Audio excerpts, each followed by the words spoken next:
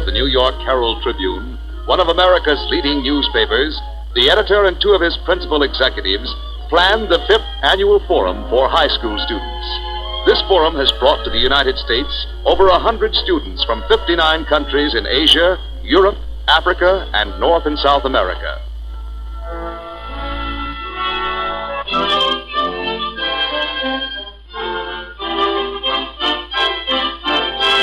This year, the forum has invited 25 young people from the Middle East and from Southeast Asia.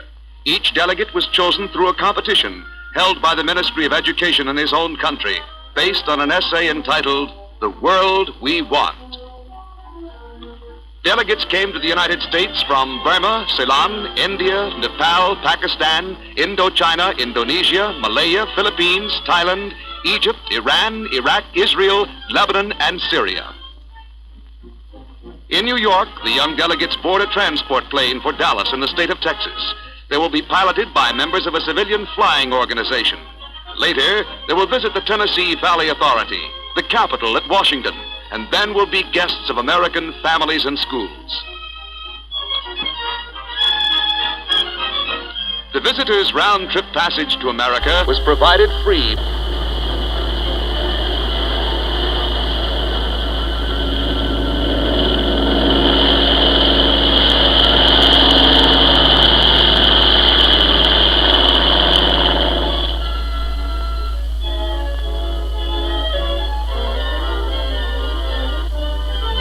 Some of the students are surprised to see that Dallas had so many high buildings. Starting an active day in Dallas, the visitors are on their way to see the offices of the Dallas Morning News.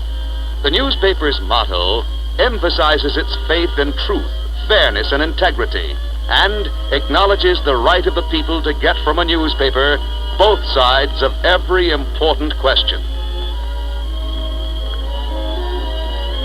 The delegates are interested in seeing the editorial department of a large American newspaper.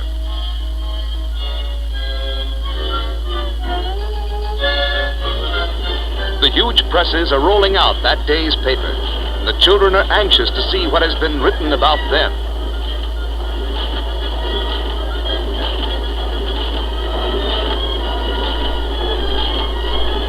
They are delighted to find their pictures on the front page. Their next visit is to the Amerasinghe High School. In the school's biological laboratory, they join a microscope class.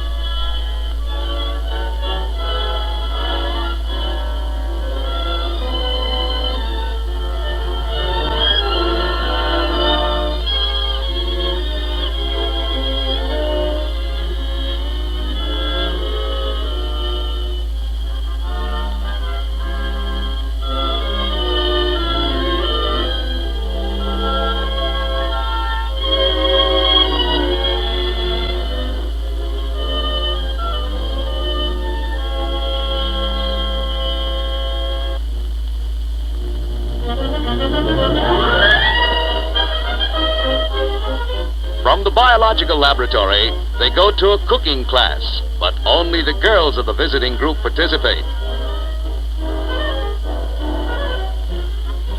Nadira Aziz from Pakistan joins in with other girls and proceeds to mix a cake American style. This activity whets their appetites for lunch. American students who usually eat at home take their guests to a popular restaurant where they meet Roy Rogers, a Hollywood cowboy actor. Cyrus Ansari of Iran joins the actors after the performance.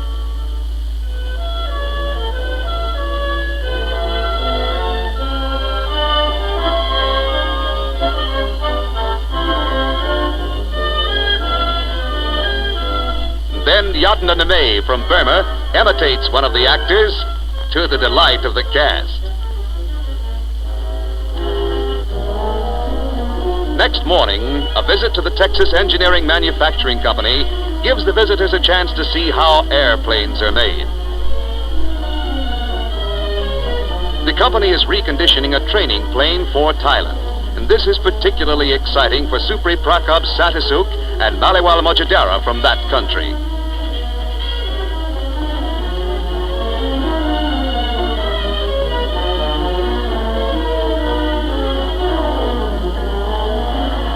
nearby Fort Worth, Texas, they visit a large military air base. General C.T. Irvine of the United States Air Force welcomes the delegates. Using a globe, they show the general their own countries. Also in Fort Worth, they're taken to see some new long-range bombers.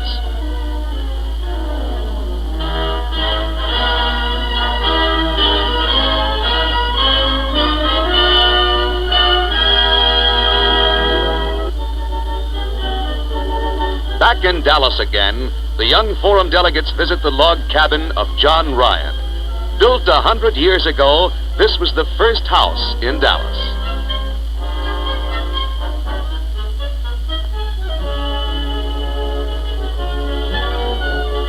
Buhi Kim of Indochina and Tarani Pradhan of Nepal interview one of the city's police officers.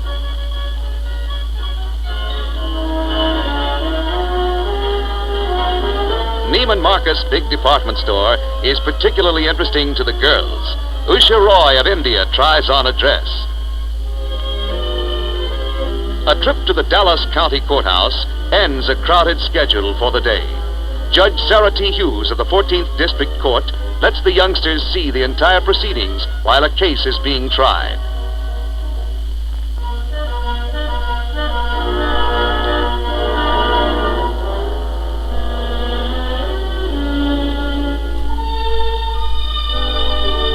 They meet Wallace Savage, mayor of Dallas, and are given certificates of honorary citizenship in the city.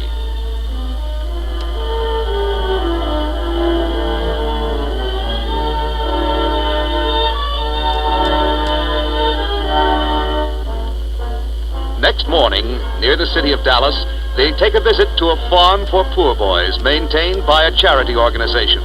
They're glad to see something besides city life.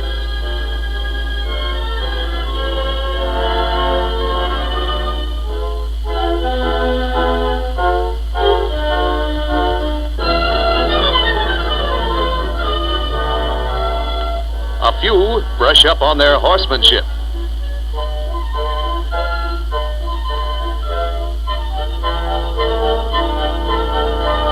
A boxing match is scheduled in the farm's new gymnasium.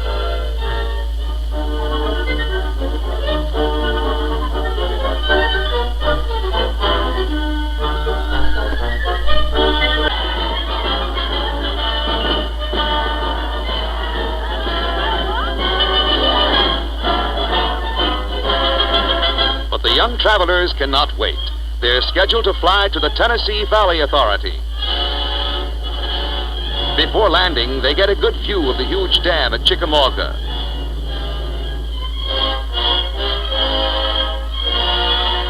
Landing at Chattanooga, Tennessee, the visitors are shown to the Chickamauga facilities by the TVA personnel.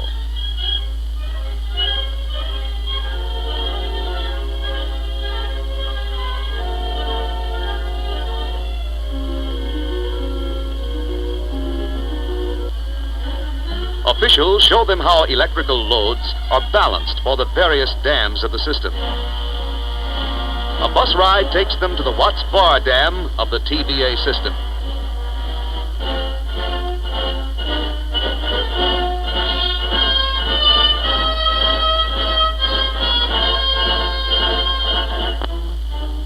The delegates see the American Museum of Atomic Energy at Oak Ridge, Tennessee. They witness a demonstration of peacetime uses for radioactive isotopes.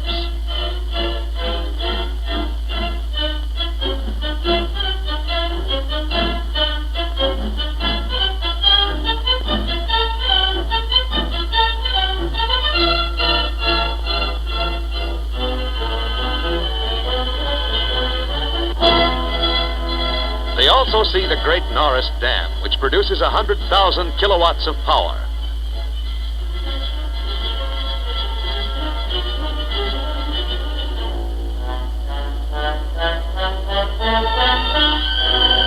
At Knoxville, Tennessee, the group boards a transport plane for Washington.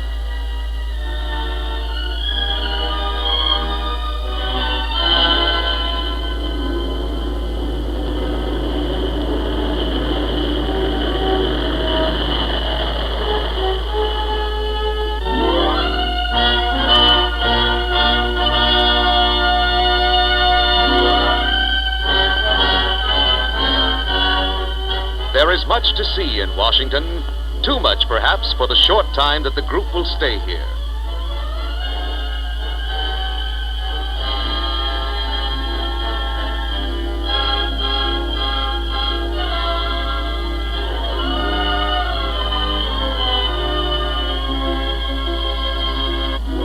A visit to the Washington Monument comes first. From its top, the entire city is spread out to visitors. They can see the White House and the memorial to President Jefferson, and far off, the Capitol itself.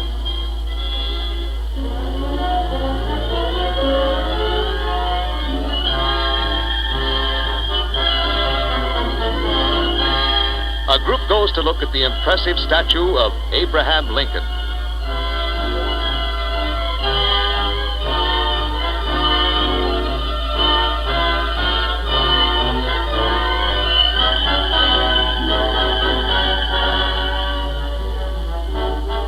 One of the high spots of their stay in Washington is a trip to the Library of Congress.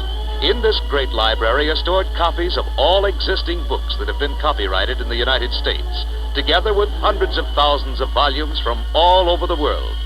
The delegates learned something of the purpose of this library, of its great service to scholars from all over America, and of its particular help to the research operations of the United States Congress.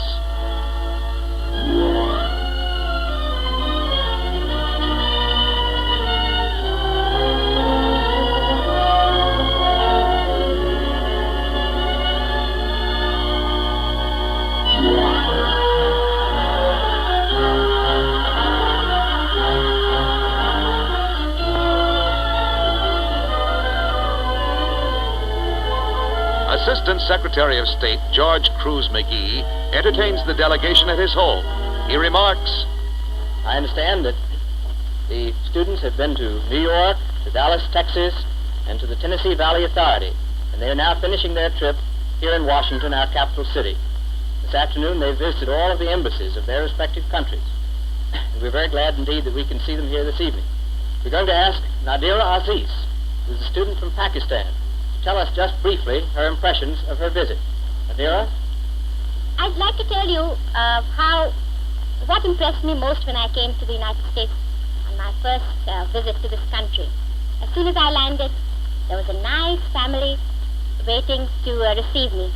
Mother and Pop, as I learned to call them, and old Mike, a mischievous little boy who was constantly putting curses on my slippers and causing them to vanish, and who would wake me up every morning by pulling the bed covers off me, and with whom I would have a really fine time doing mischief around the house, and little Janet, who was a little less than my age.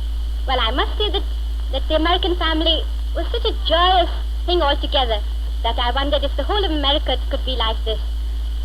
Leaving Washington, the group flies to New York, where its members will visit American families and schools. This is Larchmont, near New York City, typical of the communities visited.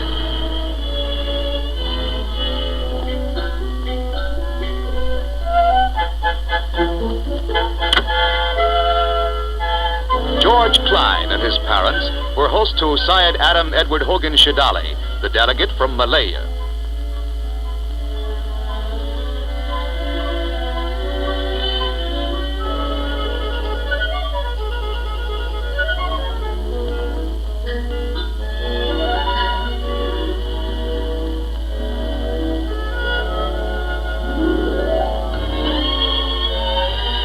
And here in Woodmere, another suburb of New York City, Emma Garcia from the Philippines is with her young American hostess, Rhoda Brenner.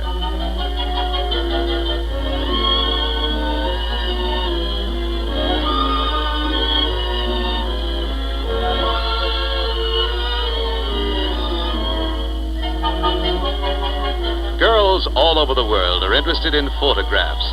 These probably show Rhoda's last vacation.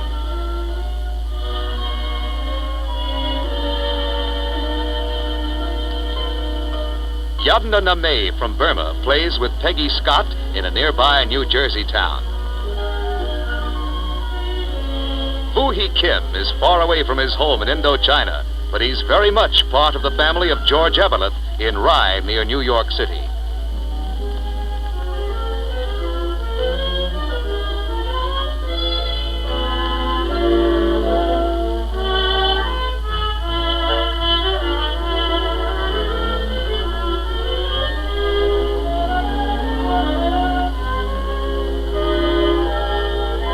In the town of Tenafly, New Jersey, Mahin Pishdad of Iran shows Sophie Seal that she's just as good at picture puzzles as any New Jersey girl.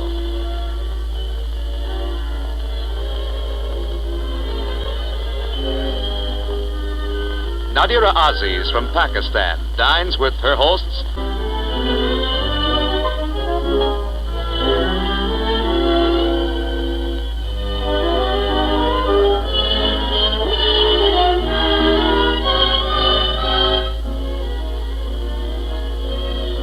Susilo Sardadi of Indonesia and Jim Burnham, his host, have a look at the Rutherford, New Jersey Fire Department.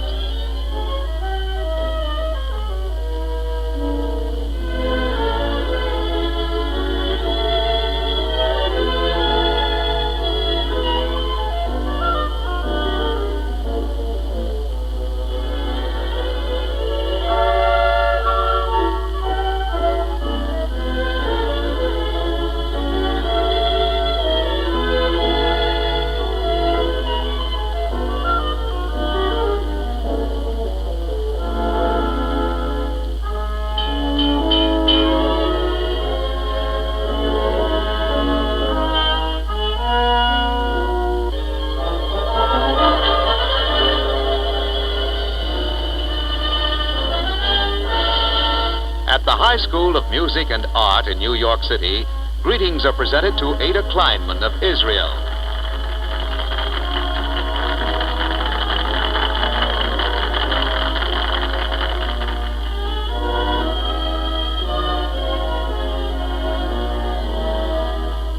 The Lebanese delegate Latifi Saad attends art school with her young American hostess Joan Fournier.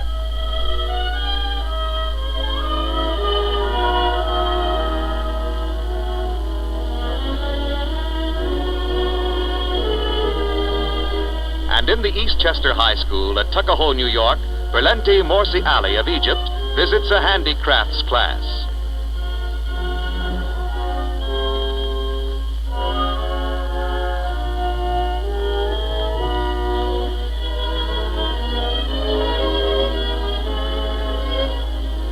Avigdor Ziv of Israel interests the students of the Stuyvesant High School in Brooklyn.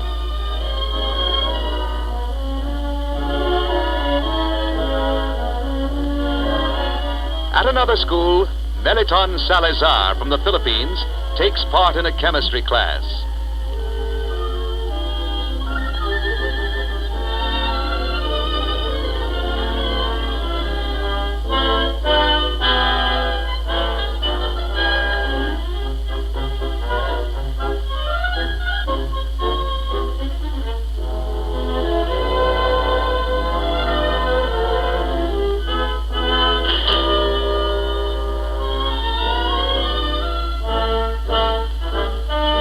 Delegates from India and Nepal, Balakrishna Nair and Tarani Prasad Pradhan, are introduced to a music class at the New Rochelle High School. Young Nair is the guest of James Levy of New Rochelle, New York, and Pradhan is now part of the family of Jeffrey Haas of Woodmere.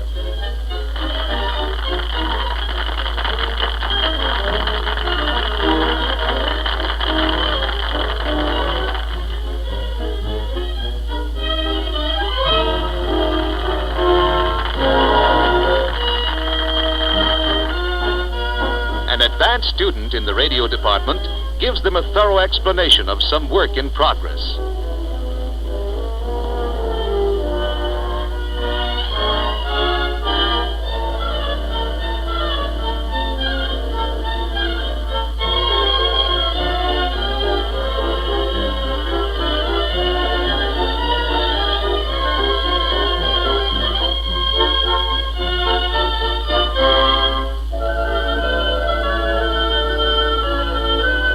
Watch experiments in a chemistry class.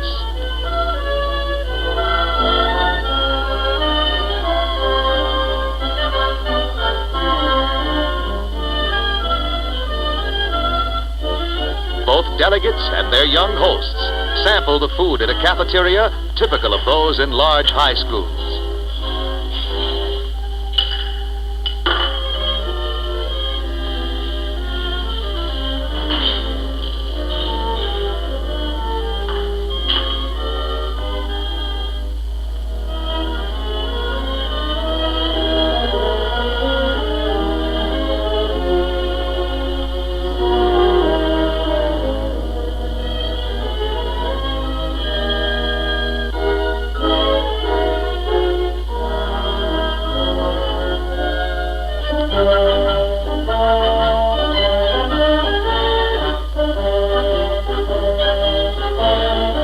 American students are interested in what these visitors have to say about the difference in educational problems in their countries and in America.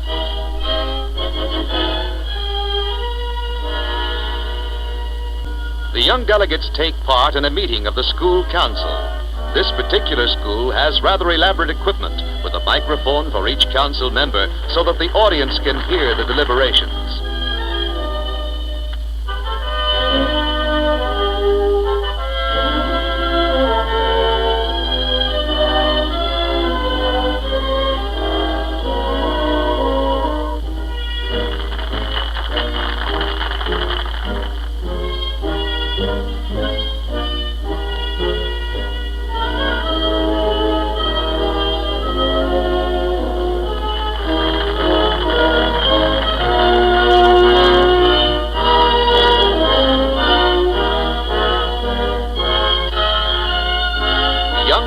And his host, Jim Levy, returned from school to the house of Dr. Joseph Levy in New Rochelle.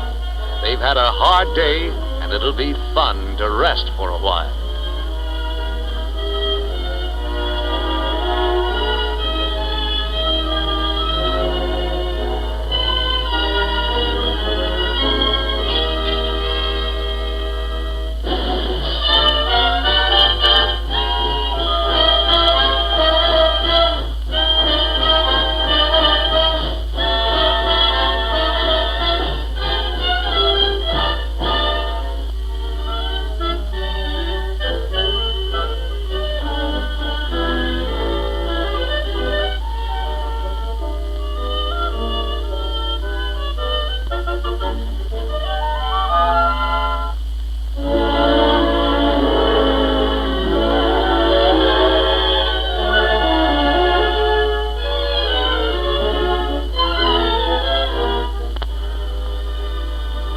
Waldorf Astoria Hotel on Park Avenue in New York City is the scene of the formal activities of the New York Herald Tribune 5th Annual Forum for High Schools.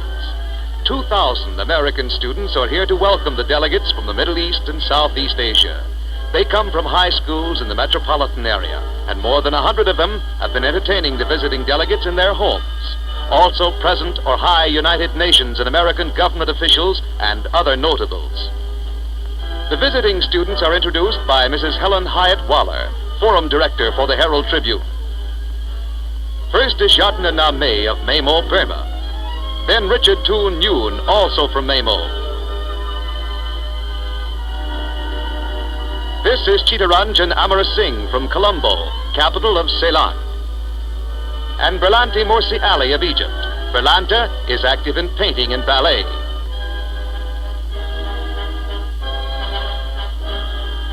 Her fellow delegate, also from Cairo, is Hamid Mansour, active in athletics. Usha Roy comes from Lucknow in the upper provinces of India, where she attended the Lal Bagh Higher Secondary School. P. Balakrishnan Nair is the other Indian delegate.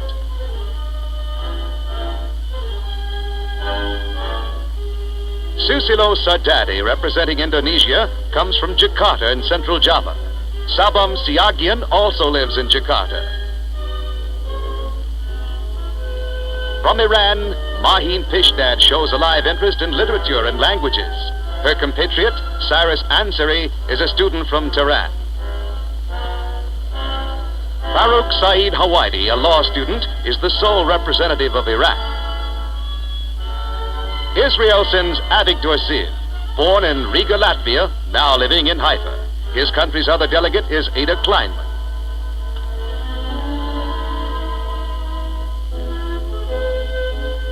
The Lebanese delegate, Latifi Saad, has set her heart on becoming a trained nurse.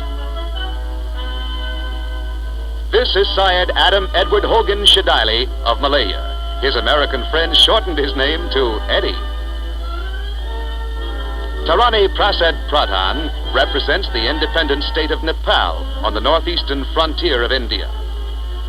Nadira Aziz and Jahangir Mirza are delegates from the new state of Pakistan.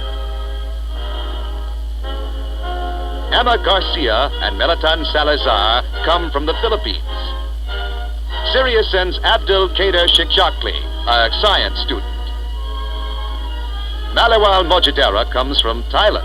Her family lives in Bangkok. Her 4 sisters and 2 brothers all play the piano. Maliwal hopes to become a concert pianist. Also from Bangkok, Supri Prekap Santisu.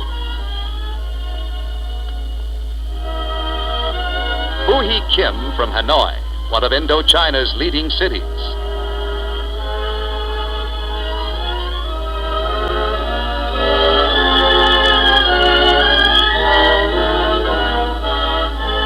Yadna Name of Burma opens the forum discussion. Since our arrival 10 weeks ago, we have been staying with student families for a period of 2 weeks.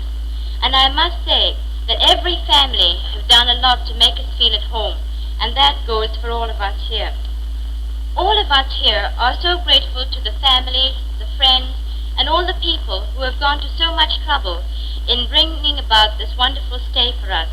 And I only hope that it won't be long before we see the fruits of our efforts in a better and brighter world for us and our children to live in. I was particularly impressed by student government here. By participating in school government, I think, students have a very good opportunity to learn about their national, state, and local governments. Farouk from Iraq was telling me the other day that when he was in White Plains High School, the students were working on a constitution for their general organization. Many similarities were pointed out to the national government. That, to me, is real learning. I like the idea, too, where the students in many communities actually take over the running of their city government for a day. I hope we will be able to take that idea to our own countries, so that students there, too, will be able to understand the way their country runs. Speaking of science, the Rutherford High School, where Richard is staying, recently changed its physics and chemistry books for new ones, and has given the 2,000 old books for us to take back to Burma. Well, I'm sure that they will be very greatly appreciated in my country. Now, we have the books, but we can't seem to find any means of getting it back. There seems to be an acute, should I say, budget shortage. Nobody seems to be able to think of a way. Maybe somebody in the audience can come up with some ideas later on, and I'm sure it will be greatly appreciated. We also suffer from the same lack of equipment in sports. American school spirit is so very different from ours. Each school here has its own buttons, caps, cheers, and songs. The students seem to live for the schools. All these things make you love your school much better. But all schools concentrate on teaching as much as possible, and sometimes compared to yours, ours seem like a big information bureau. Your schools are more interesting and attractive and develop a real school life based on students' activities.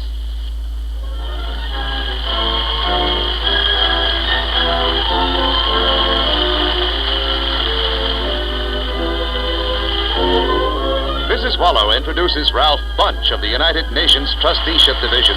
Mr. Bunch has been awarded the Nobel Peace Prize for his outstanding work in Palestine. Mrs. Waller, friends, it is a great privilege to stand before this inspiring audience, and indeed, I may add, it is a great privilege to be on the same platform with my friend General Romulo, whom I consider one of the great peacemakers of our day.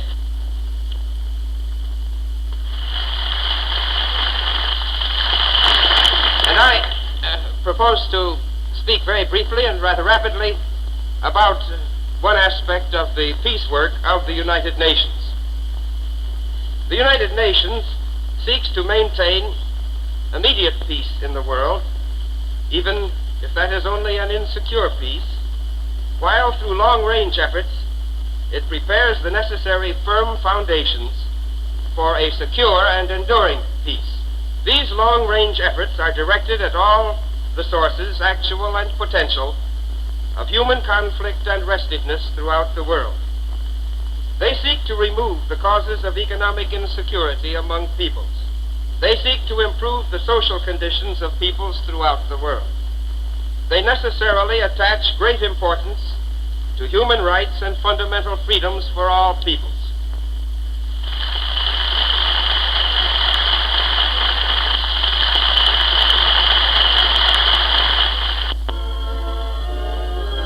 The forum takes up world affairs under the heading, The World We Want.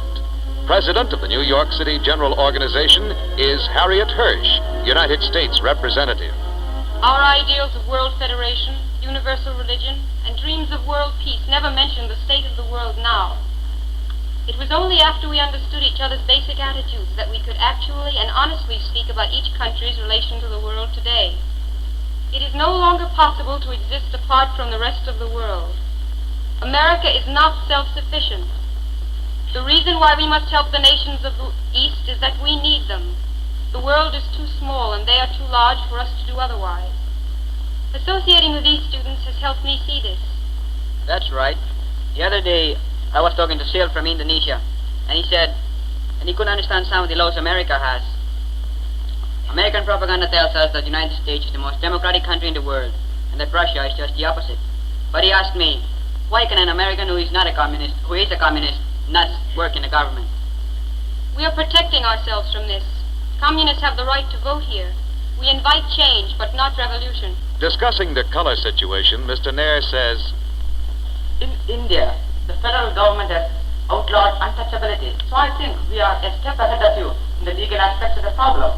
These principles are stated in our Bill of Rights. Every American has the right to have his opinion represented. Naturally, we must try to show the advocates of white supremacy why they are wrong, but we cannot force them to do anything. We have plans to develop our resources and deserts, by research, by irrigation, and by improving transportation. But first of all, we need peace. War brings us only destruction and disaster. We can avoid war only by creating an independent bloc combined of nations watching out for their own interests and not being toys in the hands of foreign powers. The Middle East could produce enough to support a much bigger population than it has today if we could only get a good program started to develop our natural resources. In less than 5 years, 550 million people have won their freedom. When has anything so vast or so world-shaking happened in history in so short a space of time before? Resignation is no longer the prevailing attitude of the East. Hundreds of millions of people have come awake. They are conscious of their new freedom and of the power of their numbers. The East has its own ideals too, the ideals of peace among people. All the Eastern nations must be strengthened together. We need machinery and technicians, and the United States alone of all the great nations can help. Never before have the world's people been so concerned over peace. There is only one way to get it. Understand each other. Understand by traveling to other countries, by education, by knowledge. Don't think of yourself only, there is a whole world to know. You know, Mel, the only federation I'd ever heard of before I left home was the Federation of Malaya. When I got to America, I was surprised to see that so many Americans are interested in this prospect of a world federation. I was most impressed in this regard when we were in Washington and heard witnesses before a subcommittee of the Senate Foreign Relations Committee discuss the formation of a world government. Yours, I believe, is the first government to approach this problem with the intention of doing something about it. If you Americans will take the initiative in this, I assure you, we will forget all the criticisms we have made here and will cooperate wholeheartedly with American leadership in this field. Mrs. Wallow next introduces Senator Brian McMahon, chairman of the Joint Congressional Committee of Atomic Energy.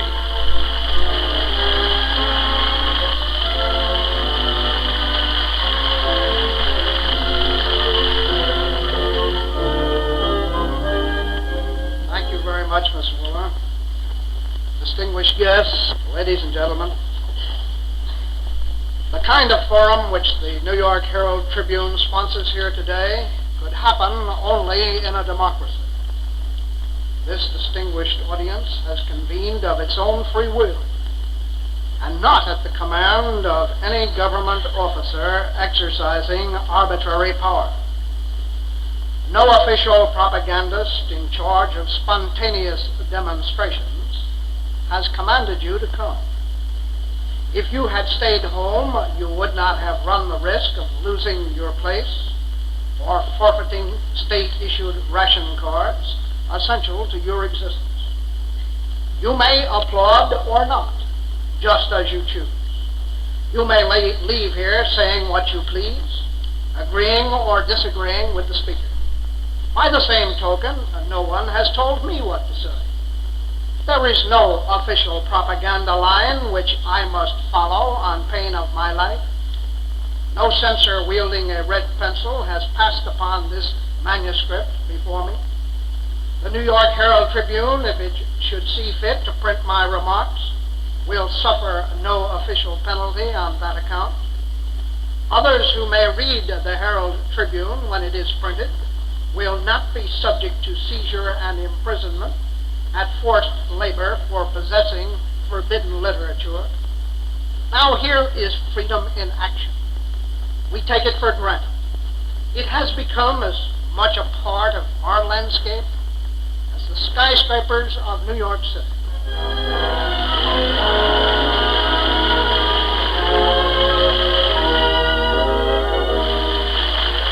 The next speaker is Carlos P. Romulo, President of the Fourth Session of the United Nations General Assembly.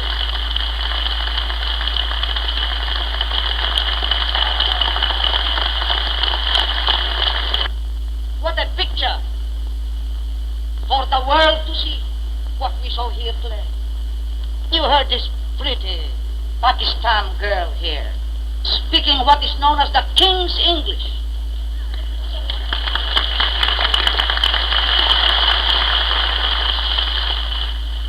And my Filipino compatriot, I foresee, will take my place in the United Nations someday.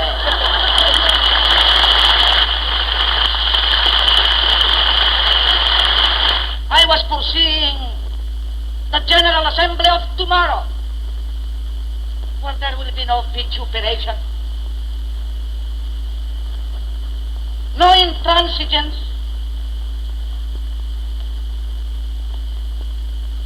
no insolence.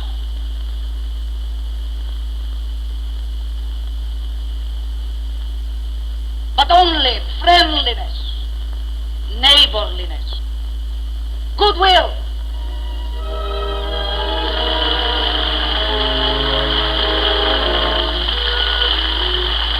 Nadira Aziz of Pakistan makes the closing speech. My blueprint for world peace. A world in which everyone tries to understand the other, to see what makes him what he is. When he finds out, he invariably finds that the other is a lovable person with all his little faults. That is what I feel about Uncle Sam, a really lovable person, honest and sincere with all his little faults. There he is, Uncle Sam, a broad-faced, medium-sized fella, rather prosperous looking, rather broad about the waistline. His broad grin as he enjoys heartily his own jokes, his amiable wink as if he's letting you in the know about something profound which no one else knows. I know what he means. Thank you, Uncle Sam. You have let me see America.